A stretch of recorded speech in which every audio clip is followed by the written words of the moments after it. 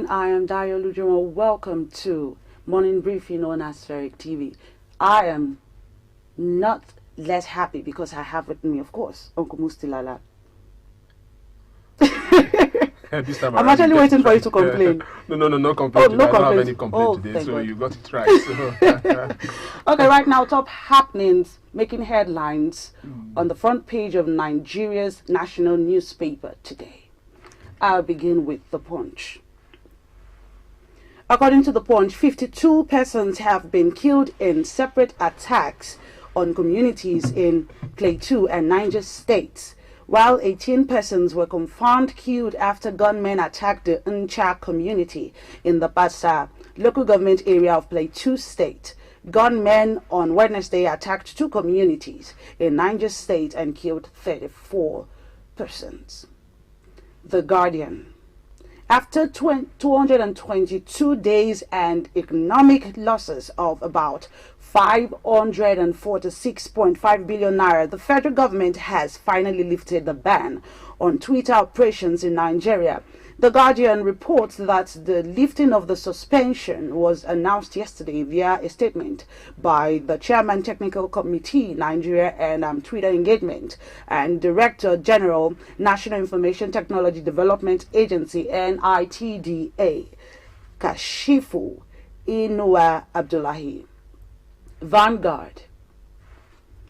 Governor Babagana Zulum of Borno State cried out yesterday that two local government areas in his state, Abadan and Guzamala, are still under the control of Boko Haram. Now The Nation. The Nation reports that gunmen on Tuesday morning and night struck in three communities in Niger and Plateau State, killing 51 residents before fleeing unchallenged. This day. According to This Day, President Muhammadu Buhari has described as extremely unfortunate the mass killings of innocent people by bandits in Zamfara state, as he conveyed his condolences and that of his government to the people over recent bloody incidents in some communities in the state. Daily Trust. Governor Babagana Zulum of Borno State and Zamfara counterpart Bello Matawale have cried out that terrorists are overrunning their state. And that's all on top happenings making headlines in major newspapers in Nigeria. Right now we're going to a quick break, and when we come back we'll do a roundup of all the major news.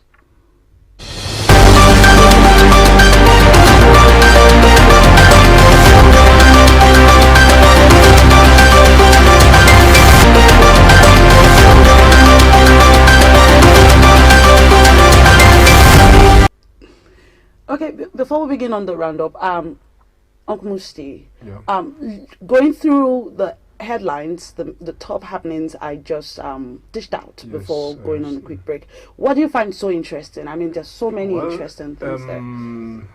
Mrs. Dayo, the whole thing is so pathetic because you could see that even same yesterday, President Muhammadu Buhari sent a high-powered delegation to Zamfara to condole with people over the killing of, up to now the figure is still kind of in disputes over the number of casualties.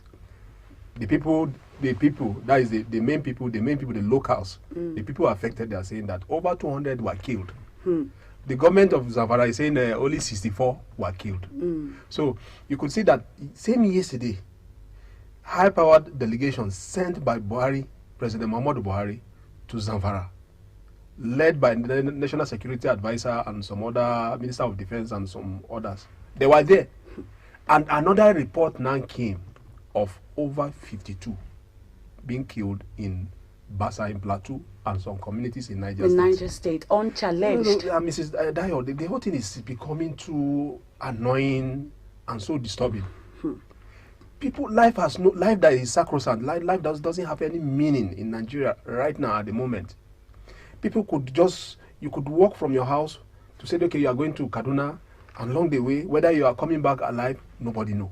That is as if we are now back to the state of nature, whereby you get out. Once I'm powerful than you, I eliminate you. That is what is happening now.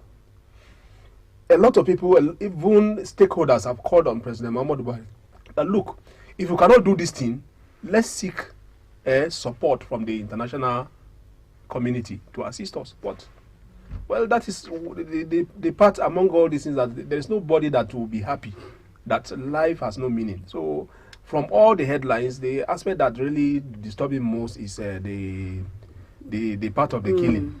Then the aspect of Twitter. You and I know that Twitter was banned for 7 months. Before you go into Twitter, the aspect of Twitter, I don't know if you can. Of course, it's all over that the federal government have been claiming that the insurgent group had been largely disseminated to the extent that it could no longer hold on to any local government. They have said that several times. Several times. So it's looking like a cover up. Well, this is government. Yes. So there's not. The thing is about government is that the kind of politics that we played here. It's not a good politics. It's not. If you look at it very well, some of us, we forewarned that, look, the kind of politics that the then opposition, which is the main ruling party now, they played then. There's no country in the world, especially the advanced country, that doesn't have red line. The red liner means that, look, as a citizen, you must not cross this. If you cross this, you are going into the main aspect of the foundation of the nation. You don't cross it. So the moment you are crossing that, you are drawing the attention of virtually every citizen. So here we criticize everything like that. So how did the present government come into being? They criticize everything that the then president did. The past administration, they lash out at virtually all his policies towards arresting the insecurity then. So it's the same thing now that is happening now. So you now discover that the present administration is on hot seat. Instead of speaking the truth or telling the citizens the truth of actual situation, they tend to be make us believe that something is because those things are all exactly what they did is what people now are now doing to them. So because of that, they find it very difficult to speak the truth. There are a lot of misinformation, lies, being propaganda, being turning out to the public. If you meet, for instance, Senator Alim Dume, who is a chairman committee, chairman committee on army, he said it like, look, up to now, Boko Haram, whether you call them ISWAP, Islamic State of West Africa Presidency, or Boko Haram, they are all the same thing. You understand? It's just that they had in-house and a kind of infighting among themselves, and they had ISWAP now was succeeded in eliminating Shekau, and now they are the most dominant there now. And most dangerous. They are most dangerous because they have Islamic State with Iraq and Syria. They have linkage with them. So terrorists doesn't believe in national boundary. You understand? That is why they are the most dangerous. They are the most equipped and most dangerous. So you discover that, let's go back to the aspect of the government. Government said we have weakened them. We have decimated. That is the language they keep using. They have decimated them. So, but if you look at it very well, the information coming from people over there shows that, look, the road from Maiduguri to Damboa, you cannot go there. You cannot access that road. Maiduguri has two roads. The road that is the one that is from this flank, that is the one from Bauchi, Potiskum, Damaturu to Maiduguri, and the other side that passed from Maiduguri to Damboa to Biu and like that. So these are the two major roads that linked to that city. So the other side, it's under a strict military convoy before a civil motor can pass through there. Then the other side, from this side again, from time to time, they stopped. Even some here in Abuja, I went to one particular mosque on this is a military formation. They were like, in the military mosque, they were saying, "You should pray for our brothers." These people, they stopped and attacked and abducted our brothers. Some of them are military men. This is a classified information. You understand? So Up till now, the two local if the governor can tell you that two local government are still, I mean, he cried out. Two local government are still under the control of terrorists. Yes. That is to tell you that look, there it is more than two. Because of this, they must apply diplomacy. It cannot come out openly and say, look, 5 local government are under the terrorist. So he will not use, and there's Zulum for instance, Zulum is like a very popular governor, whereby he wouldn't like to do something to ike the feeling of the higher body. So he would like to be very technical, which is what he will say. So we should take him by his word. 2 local governments are still under the control of the terrorists, but it's far beyond that. And he has also said that the federal government should focus more on ISWAP. Well, already Boko Haram is under the Abubakar Shekau faction of Boko Haram is no longer powerful as they used to be again, because after his killing, the most dominant of the terrorists is now the ISWAP. You understand? It's now the ISWAP. So when let's be frank to ourselves, there are a lot of misinformation outside there. There is a lot of cover up. You understand? Take for instance the aspect of the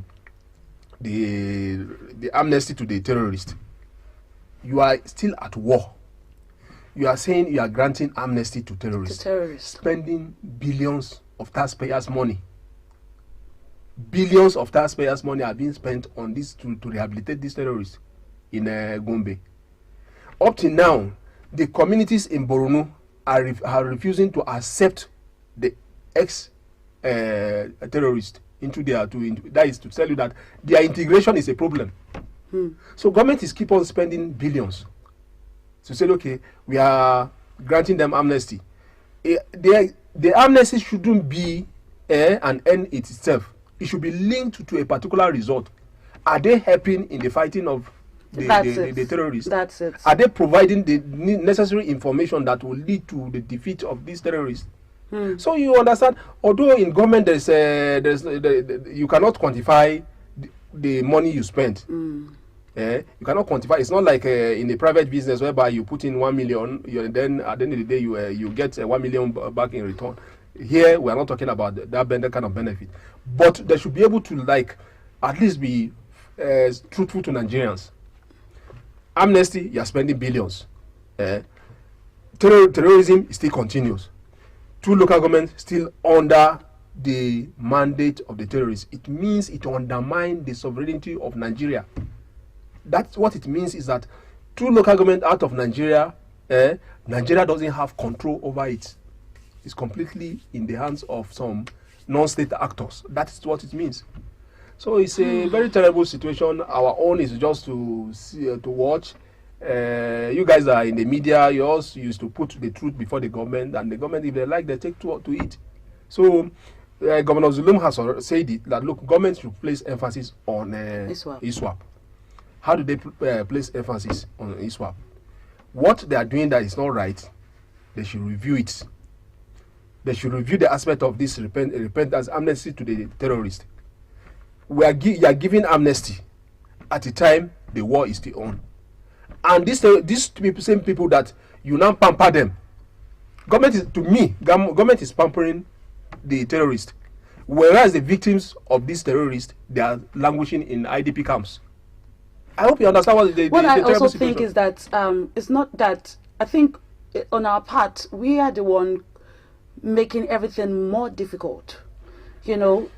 When we thought that we are already getting over with Boko Haram, I mean, a greater version of Boko Haram came to be. See, the thing is that, don't get it wrong.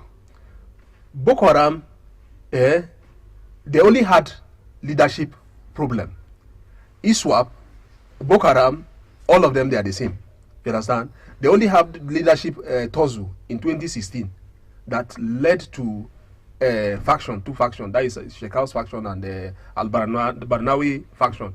Eventually, Al-Barnawi faction, which is the ISWAP, now succeeded in eliminating Shekau. And Shekau members became weakened. Some of them now, even among the so-called people that you hear that they are repentant today, they are from Shekau's faction. The main ISWAP, they are still there, they are intact. So there's no two ways about it. No matter whatever nomenclature they come out with, terrorists is terrorist. They are enemies of the state. So government should be ready to hunt them down. So government should not make it look as if it's now a conduit pipe whereby money is being channeled into defense, and we are not every day. Is it not recently that the general? Do you know what it means? A brigadier general of army was killed. A one-star general. Well, don't you think that some of these repentant terrorists can also be informants? It's true. That is true. What is his really name? tricky. What is his name? Senator Aline Dume. Who is it? He's more powerful than us here.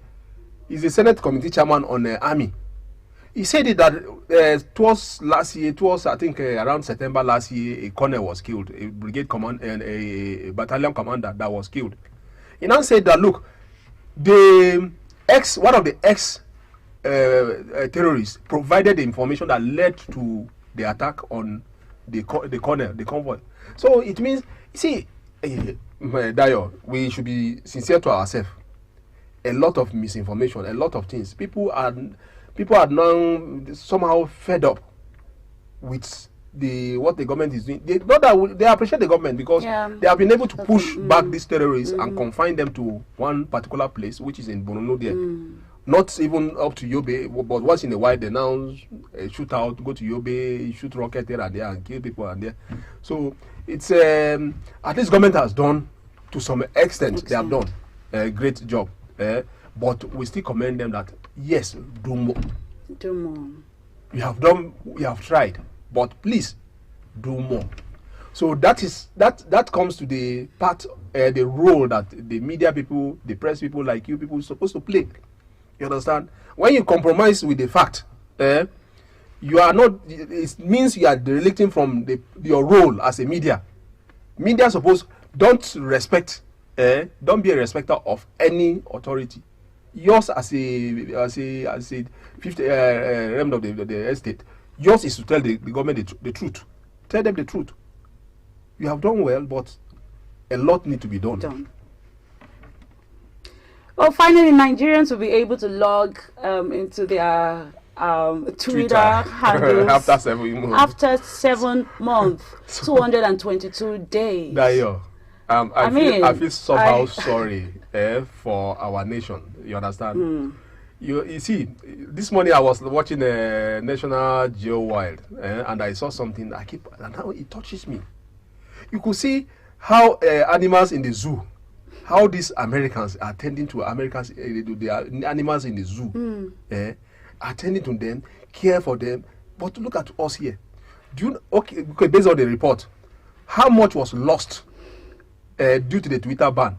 Over 500, I can't quote, over 500 billion naira was lost due to Twitter ban. You understand? Yes. So now, okay, let's look at it very well. 546.5 billion naira was lost for this 7 months of Twitter ban. You understand? You know, Nigerians, we are great people. We are nations that we love technology. We love internet. So a lot of, especially the youth, it's been reported that look, over 60, almost 70, between 60 to 70% of Nigerian population are youth, and they are so crazy about the internet. Twitter, the microblogging site, is one of the most shared in Nigeria after Facebook. So government just woke up one night to say, okay, because President Muhammadu Buhari now tweeted against Nnamdi Kanu, they now reacted. Twitter now took down his tweet. That was what caused this thing. It's not even because of Nigerians. So you now look at it. If Twitter could do to President Trump, several times they have taken down his tweets. So President Muhammadu Buhari now, I believe that on his own part, with due respect, I don't think President Muhammadu Buhari on his own will just sit down and decide to say, okay, let's ban these people. Well, you know, this is government. So some people now somewhere say, don't look, let's ban them, and they ban them. So the condition that they put, to punish them. Do you know that they put condition before Twitter? Say, Yeah. look, come to Nigeria and establish office here and start paying tax. Have they established the office?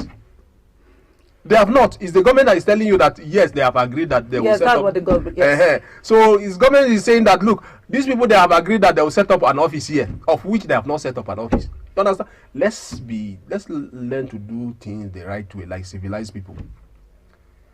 You are in Aspheric. You are a private investor in the media industry. How do you invest to recoup your investment? You understand? If government is not providing an enabling environment for you for your business to run, you think of going where it's being more conducive for you to thrive. Twitter now established their office in Ghana. That is where they are operating from.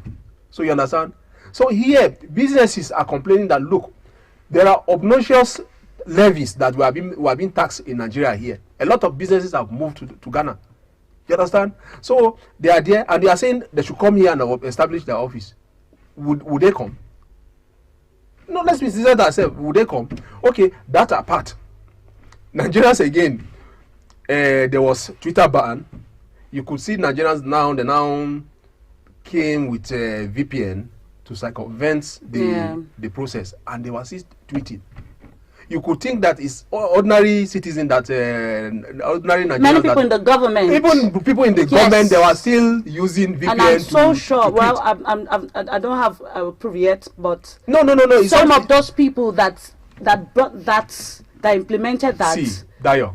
We're also using VPN. Let me tell you the truth. What is happening now? Do you know how many times Lai Mohammed, Minister of Information, and his team traveled to America? There's what they call ESTA code, which is a stipend for allowance for overseas tour.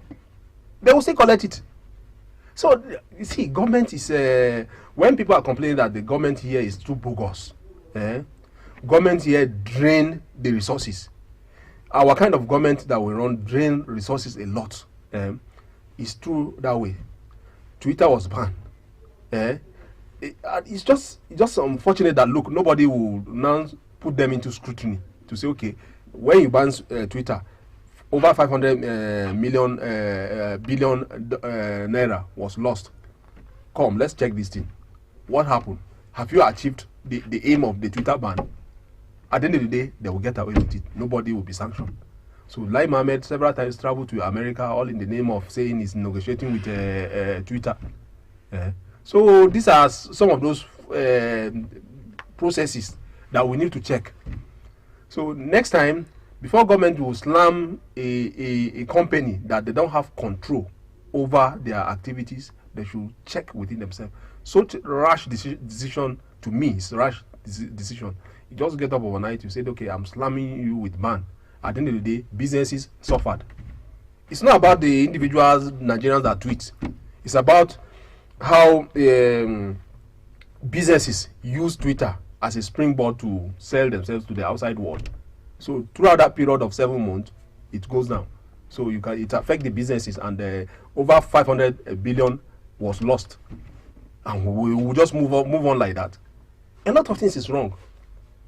So Dayo, we should just pray that ours is just to keep our fingers crossed and watch what will happen. Of course, we can go on and on, but we are time bound. We have to call it a day on the morning briefing.